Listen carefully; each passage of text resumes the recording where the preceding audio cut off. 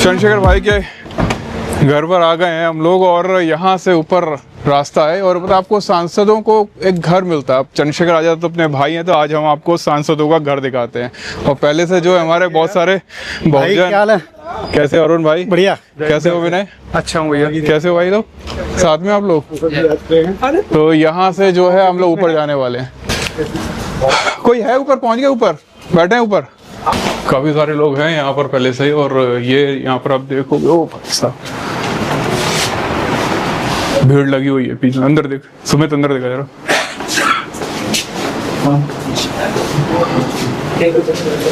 लगभग 50-60 लोग तो पहले से बैठे हुए हैं। और ये जो साइड वाला जो है 96, ये जो राजस्थान के भरतपुर की सांसद हैं संजना जाटव, ये उनका फ्लैट है। जस्ट सामने चंद्रशेखर आजाद को मिला है। मतलब ये कांग्रेस के हैं, ये आजाद समाज पार्टी के। देखो कौन आया। कैसे? हेलो, ब्लॉग चल रहा, वीडियो ब्लॉग चल रहा है। चलो ओ भाई कैसे हैं भाई? ठीक है। ठंडे हैं भाई आप बहुत। हाँ मैं इसमें। जय भीम। निधि मैम सर कहाँ है? महिला की क्वालिटी है पुरुषों के बराबर। नहीं मैं तो पूछ रहा हूँ सर कहाँ है? यहाँ तो भाई खड़ा। पटना। सर पटना है? पटना अच्छी जगह है। पीएचडी चल रहा है ना, उसका सम्मेलन करना है। अच्छा किस सब्जेक्ट? बुद्धिज्म है। Buddhism. I got a God complex. Haters love to hate, but I never feel pressed. Got a lot on my plate, but I never get stressed. आप तो पटना में थे। आइए अरे आइए। जय भीम भाई। इस तरह से आप लोग अपने प्लेटफार्म के जरिए स्थान देते हैं, उसके लिए भी मैं आपका आभार प्रकट करता हूँ।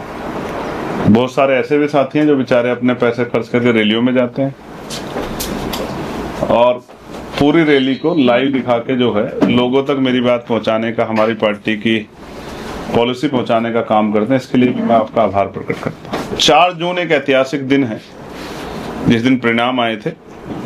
तो पार्टी ने तय किया है कि 4 जून को हम लोग हमेशा के लिए आजाद समाज पार्टी के माध्यम से व्यवस्था परिवर्तन दिवस के रूप में मनाएंगे। 12 तक जब हम लोग सत्ता में थे तो नौकरियां मिलती थी, विभागों में आरक्षण के फॉर्मूले लागू होते थे, जमीनें मिलती थी, रोजगार करने के लिए अच्छा माहौल मिलता था, पढ़ने के लिए अच्छा माहौल मिलता था, समय पे स्कॉलरशिप मिलती थी, ठेकेदारी में SC ST के सरकारी ठेकों में रिप्रेजेंटेशन था, कर्मचारियों को तकलीफ नहीं होती थी अपनी बात को, अपने काम करने में, और आम जनमानस भी धीरे धीरे तरक्की की तरफ बढ़ रहा था। नई नई योजनाएं लागू हो रही थी। आज हम कहां खड़े हैं? बिना सत्ता के जो जमीनें हमें दी गई थी वो लगभग छीन ली गई हैं। रिलायंस में नेशन वाइड प्रोटेस्ट शुरू करने जा रहा है, आपकी क्या भागीदारी होगी? क्योंकि आप हमेशा से सरकार के खिलाफ बोलते हैं। एक सवाल, बहुजन समाज के मुद्दे सर्वोपरि है और आजाद समाज पार्टी कार्यकर्ताओं के स्वाभिमान सम्मान की रक्षा करते हुए अलायंस होगा। ये बात मैं आपको कहना चाहता हूँ। अलायंस से मैं ना नहीं कर रहा हूँ, लेकिन TVK का तो कोई अलायंस नहीं था। जनता जब जिसके साथ खड़ी हो जाती है उसको ताकत देती है। दूसरी तरफ तो एक बड़ा अलायंस था और विपक्ष का अलायंस था वो। तो जनता जब किसी जुल्म के खिलाफ इनकलाब पैदा करती है तो फिर बड़ी बड़ी दीवारें ढह जाती है। ऐसा उत्तर प्रदेश में होगा क्योंकि योगी आदित्यनाथ जी की सरकार, ट्रिपल इंजन की, मोदी जी अमित शाह की सरकार ने जिस तरह का जुल्म उत्तर प्रदेश में किया वो किसी छिपावा नहीं है। साथ कौन है? शंभू भाई मुझे लग रहा था पटना में है, लेकिन दिल्ली में मुलाकात हो गई। सरप्राइज देते रहते हैं। सुबह बहुत अच्छा लगा आपसे मिलके। और मतलब आप सोचिए कि हम आप लोगों ने मिलकर 2017 में जो जिसकी शुरुआत की थी, आज बहुजन मीडिया के लोग इतने हैं कि कमरे में बन नहीं पा रहे हैं। बहुत सारे लोगों को जो है बताया कैसे करना है और आज बड़ा अच्छा लग रहा है देखकर लोगों को। इन लोगों को काम करना चाहिए। इस बार यूपी चुनाव के में आप कैसे, क्या प्लान है आपका? ग्राउंड रिपोर्ट करोगे आप? तो हम मिलकर ग्राउंड रिपोर्ट करते हैं। मैं ब्लॉग करूंगा, आप रिपोर्ट करिएगा। पक्का करेंगे कि यूपी तो करना पड़ेगा। बिल्कुल बिल्कुल। यूपी से राजनीति तय होती है। हाँ ये बात तो है। तक के शुरुआती लोगों में से। हाँ मैं जानता हूँ इनको, बढ़िया व्यक्ति हैं, बहुत जिम्मेदार व्यक्ति हैं। हाँ 2007 में था मैं वहाँ। 2017 में, हाँ वही। अच्छा सुनो, एक ऐसा ही आना है फोटो को, ना आपका चेहरा बदलेगा ना मेरा। रिकॉर्ड कर रहे हो भाई? मैं प्लीज भेजूंगा आपके लिए। बीजेपी के खिलाफ गुस्सा तो है लोगों में। शम्भू पता है, जब से मैंने वजन कम किया है ना, तो वो जो वाला ब्लॉग था याद है आपको, ग्वालियर में हम लोगों ने दौड़ लगाया था बाबा साहब अम्बेडकर के पार्क में, तब से लोग मुझसे ये पूछ रहे थे कि शम्भू भाई क्या टिप बता के चले गए आपको कि जो आपने वजन कम कर लिया। वो ब्लॉग अब वायरल हो रहा है, पता है? चलिए क्या टिप क्या बताया आपने? आपने कमाल का रिफॉर्म किया और दिस गुड, मुझे खुशी हो रही है and I will also try. मैं भी कोशिश करूंगा।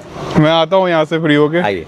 और लोग ज्यादा नजर नहीं आ रहे, लेकिन सबसे ज्यादा नजर चंद्रशेखर आजाद आ रहे हैं। बहुत सारे बहुजन यूट्यूबर आए यहाँ पर, और आपने ये बात कही कि व्यवस्था परिवर्तन दिवस मनाया जाएगा, तो ये क्या है और किस तरह से मनाया जाएगा? ये देखिए, पार्टी ने ये तय किया है कि 4 जून को हम लोग व्यवस्था परिवर्तन दिवस के रूप में मनाएंगे। और 4 जून तारीख तय करने के पीछे जो हमारी कोर कमेटी का जो लक्ष्य है, जो उद्देश्य है, वो ये है कि 4 जून में आजाद समाज पार्टी काशीराम भीम आर्मी का जो आंदोलन है उसको पहली राजनीतिक सफलता मिली। भाई हम लोग 23 में चुनाव लड़े, मध्य प्रदेश में बहुत कम अंतर से हारे जी, राजस्थान में लड़े 3 सीटें बहुत कम अंतर से हारे, महाराष्ट्र में 3-4 हजार वोट से जो है हारे। तो 4 जून एक ऐसा दिवस है जिस दिन आजाद समाज पार्टी का पहला सांसद,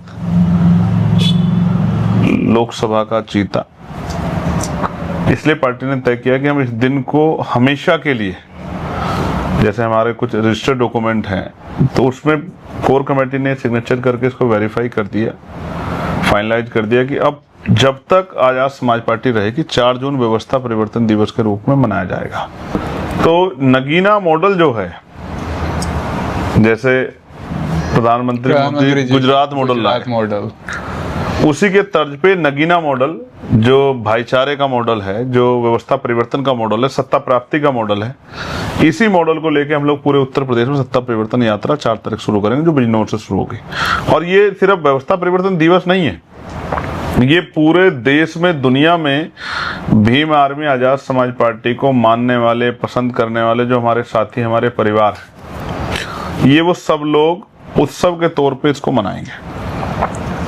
उस दिन अपने घरों पे अपने परिवार के साथ पार्टी का झंडा लगा के और अपने परिवार को मिठाई खिला के, अपने परिवार के साथ बैठ के जो है हर्ष उल्लास से जो है इस दिन को याद करते हुए और संकल्प लेते हुए कि भाई हमें आगे अब इस कारवां को आगे बढ़ाना है, इसमें बढ़ोतरी करनी है, इसके पीछे नहीं जाने देना। इसलिए हर प्रदेश में हम लोग संकल्प लेंगे, हमारे पदाधिकारी राष्ट्रीय कमेटी के, प्रदेश कमेटी के, जिला, मंडल, विधानसभा, जहां तक भी हमारा कार्यकर्ता है, वो सुबह से लेकर शाम तक उत्सव की तरह जो है व्यवस्था परिवर्तन दिवस मनाएगा और ये संकल्प लेगा कि हम भी अपने राज्यों में इसी तरह का परिवर्तन नगीना मॉडल के आधार पर करेंगे, बहुजन समाज में भाईचारा पैदा करके अपनी शक्ति बनाने का काम करेंगे।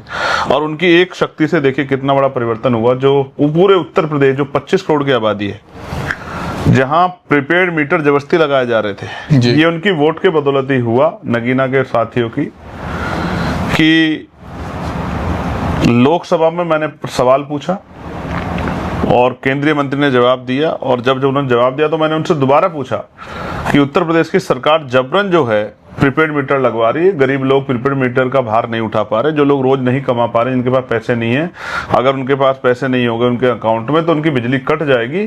तो ऐसे में उन परिवारों का, उनके खाने का, उनके बच्चों की पढ़ाई का, उनके घर की सुरक्षा का कैसे होगा, ये तमाम सवाल पूछे। और मंत्री जी ने ये कहा उस दिन जिम्मेदारी से जवाब देते हुए कि ये प्रीपेड मीटर ऑप्शनल है, रेगुलेटरी नहीं है। उत्तर प्रदेश की सरकार जबरन लगा रही थी, जहां 500-700 हजार रुपए का बिल आता था, वहां 5-5-6-6 हजार रुपए के बिल आ रहे थे। जब मंत्री जी ने जवाब दिया, मैंने कार्यकर्ताओं से आंदोलन करने की बात कही, जगह जगह आंदोलन हुए, प्रीपेड मीटर हटाए गए, लोगों ने सवाल किया।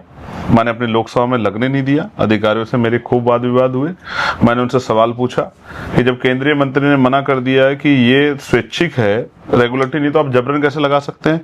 उसके बावजूद उत्तर प्रदेश सरकार को मैंने पत्र लिखे, तब सरकार पर दबाव पड़ा, तब उन्होंने मीटर, प्रीपेड मीटर के कनेक्शन वापस किए। मैं ये बात आपको इसलिए बता रहा हूँ, उत्तर प्रदेश की 25 करोड़ की आबादी में करोड़ों रुपए लोगों के बचे इस वजह से। और ये सब कैसे संभव हुआ? जब नगीना के लोगों ने अवसर देके मुझे लोकसभा में भेजा। बिल्कुल। इसलिए मैं आपसे कह रहा हूं कि हमारे लिए 4 जून व्यवस्था परिवर्तन दिवस ही है, हमारे पूरे आंदोलन के लिए। इसलिए आजाद समाज पार्टी कांशीराम भीम आर्मी व्यवस्था परिवर्तन दिवस के रूप में 4 जून को मनाएगी और उसी दिन से हम लोग यात्रा शुरू कर रहे हैं।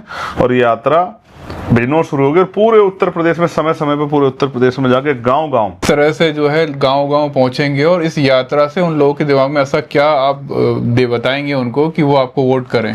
देखो 22-23 के बाद 2022 जब रिजल्ट आ गया तो हमने तभी से अपनी तैयारी शुरू कर दी थी। 24 में हम लोग उत्तर प्रदेश में अपनी तैयारी के बाद 2 ही सीटें लड़े। परिणाम एक जगह हम लोग जीते, दूसरी जगह हम लोग तीसरे नंबर पर, इससे ज्यादा मत प्राप्त किए। उत्तर प्रदेश के हर जिले में विधानसभा में बहुत मजबूती से काम चल रहा है।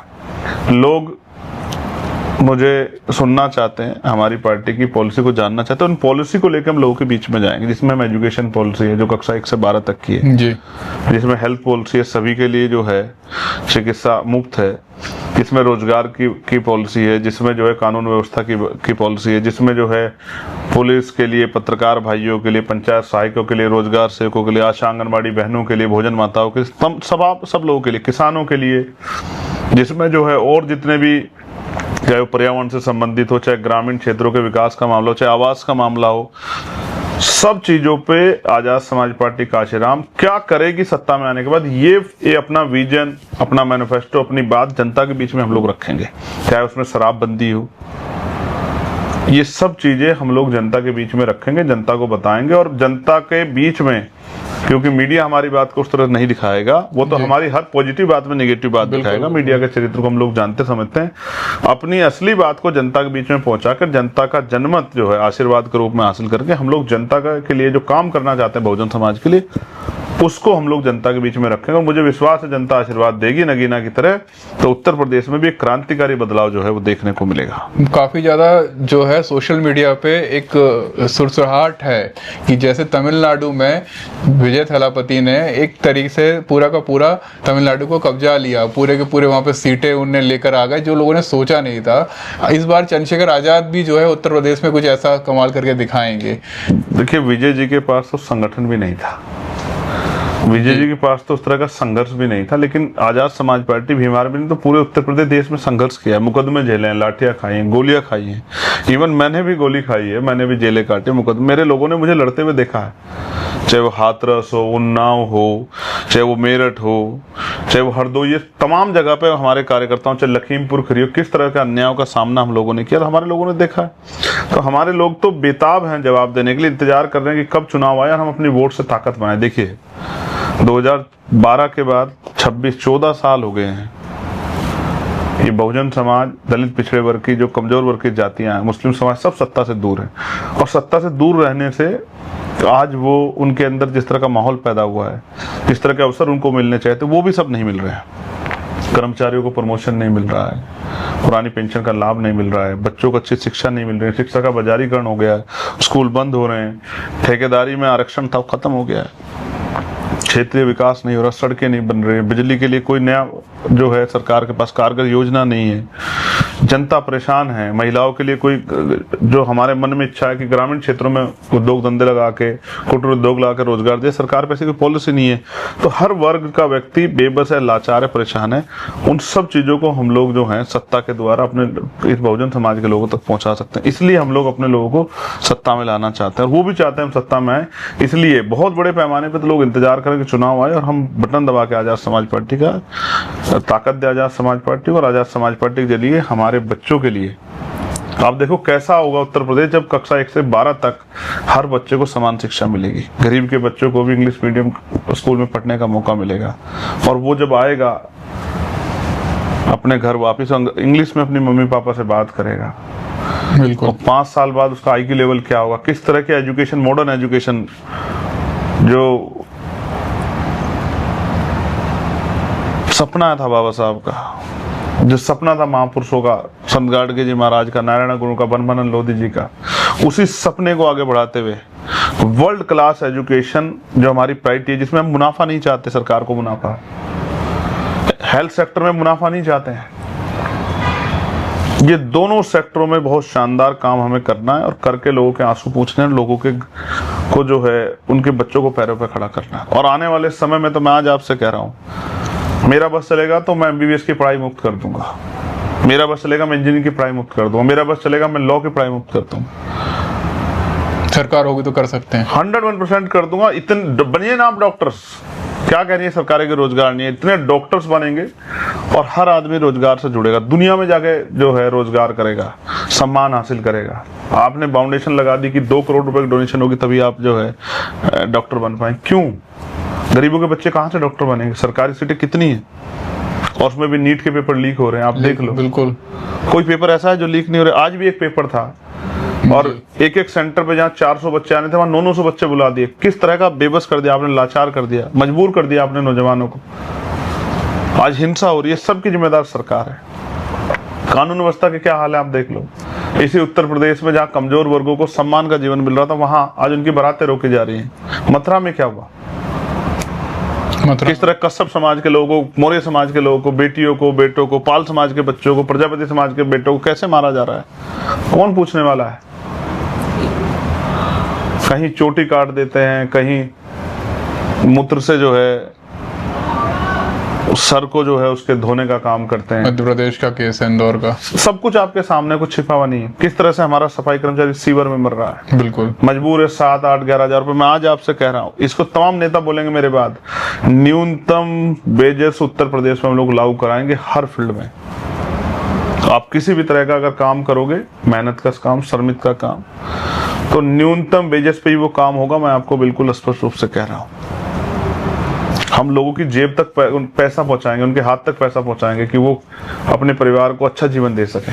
और उनकी जो जेब कटाई हो रही, चाहे बिजली के जरिए हो, चाहे वो एजुकेशन में या हेल्थ सेक्टर, उस जेब कटाई को भी रोकेंगे और उनकी जीवन सुरक्षा सुनिश्चित करेंगे। और महिलाओं को जिस दिन ग्रामीण क्षेत्रों में रोजगार मिलेगा, घर पे वो 10-20 हजार रुपए कमाएगी, तो वो महिला गर्व से, गौरव से अनुभूति करते हुए कहेगी कि आज मेरा बेटा ताकत में बैठा है, आज मेरा भाई, वो बहन कहेगी आज मेरा भाई ताकत में बैठा है। तो हमने जो संकल्प महापुरुषों के आंदोलन को आगे बढ़ाने के, और सत्ता सिर्फ एक माध्यम है व्यवस्था परिवर्तन का, बिल्कुल बिल्कुल, लोगों को उस तरह की आर्थिक आजादी देने का, और पूरा लक्ष्य इन कमजोर वर्गों को आर्थिक सशक्तिकरण देना हमारे मन में है। बिल्कुल। बाबा साहब खाका संविधान में खींच के गए हैं, इनको आर्थिक रूप से मजबूत करके मुख्य धारा में लाना है। 4 तारीख को ये देखने वाला होगा कि आप ये सारा मामला कैसे जो है लोगों तक समझा रहे हैं और उनको कितना समझ आ रहा है, और वो सब चीजें भी हम जो है रिकॉर्ड करेंगे और लोगों को बताएंगे। ऐतिहासिक यात्रा और ऐतिहासिक बदलाव आपको देखने को मिलेगा। बिल्कुल बिल्कुल।